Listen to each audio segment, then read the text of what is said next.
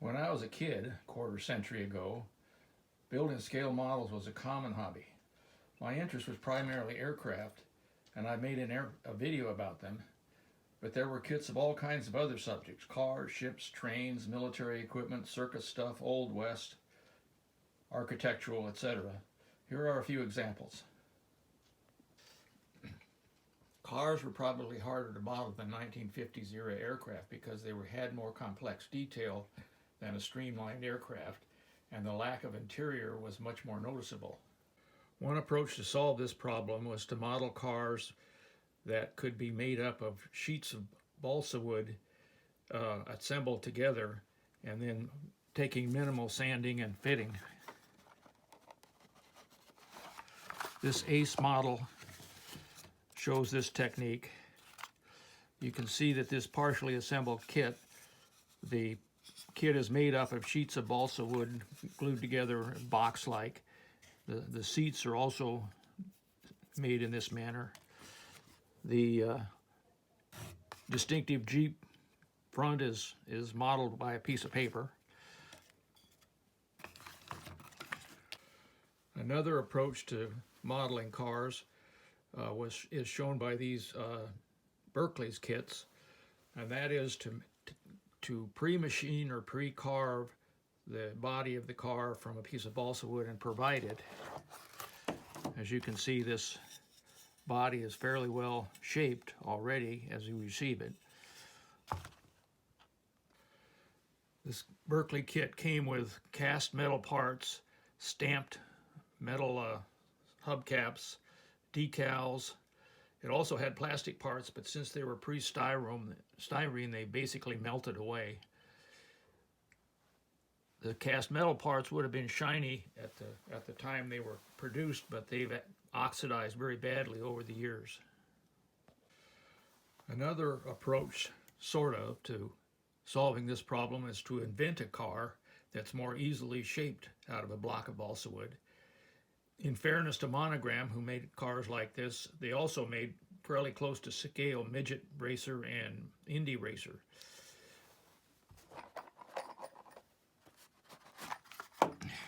As you can see, the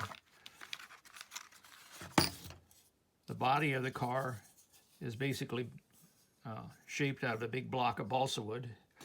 It has the classic bubble canopy formed by vacuforming. Here are the plans for the Monogram car. It should be pointed out that these cars really weren't totally scale models. They were actually meant to be operated.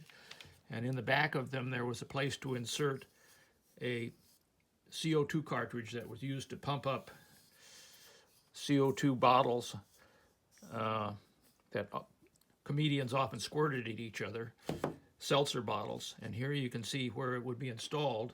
And when you poked a hole in the CO2 cartridge, the car took off literally like a rocket. Here's a partial view of the Monogram midget racer, showing it to be a model of a real midget racer, pretty close. I was not aware of Old Timers models by Hudson Miniatures when I was a kid. I think it's probably because these models were probably aimed at a more sophisticated builder and required a higher level of skill to complete. As you can see, the part came with a lot of detailed parts, cast parts, the new age material plastic, strips of sheet steel which you were supposed to form into your own leaf springs, and even paper or cardboard parts. It also contained standard parts like washers, screws, nails. Obviously, there was a lot of wire also that was necessary to make things like windshields, frames, light supports, etc. Would have been more difficult to build than a standard kit. Here are the plans for the Hudson Miniature Maxwell kit. You have to bend your own leaf springs. You have to form a lot of wire details. It really makes it quite elaborate and detailed car, though. Scale model ships have been around probably as long as there have been ships. Elaborate detailed models and kits were common, but far above the skill level of this video. Constructo was a seller of these elaborate scale models, but some of their kits were in the skill range of beginners and kids. Constructo had really nice packaging. Here's the plans and the hull and a few minor plastic small details for the Baltimore Clipper by Constructo. This is a kit similar to ones I've actually built. Strombecker was a prolific maker of World War II era wood kit models. Their kits were not balsa wood, they were soft wood of some type.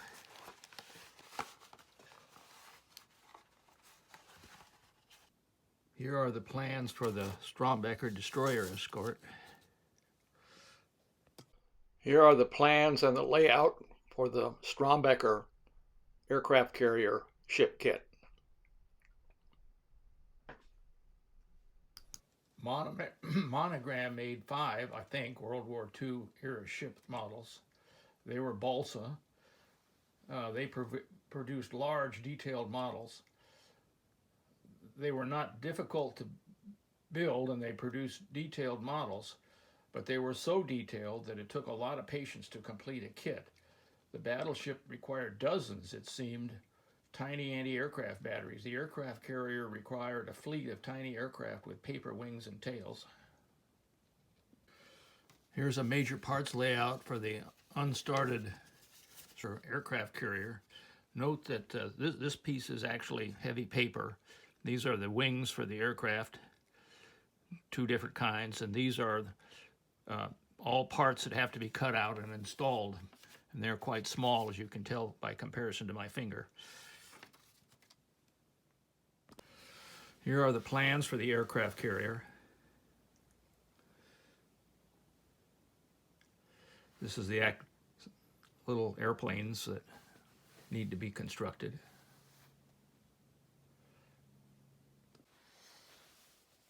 Here's a small catalog that came with the aircraft carrier showing the 5 monogram kits that were available. Electric train layouts were very popular in this time frame, but they were beyond my budget and therefore beyond my knowledge now. Strombecker made many wooden train kits. They were pretty simple. They were made of wood machined to at or near final form. They seemed to be an effort to cover the train development in the United States.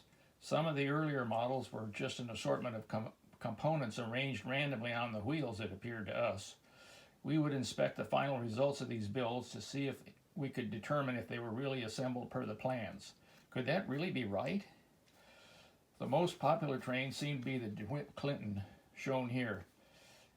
It came with both freight cars and passenger cars, or both. I made the tracks.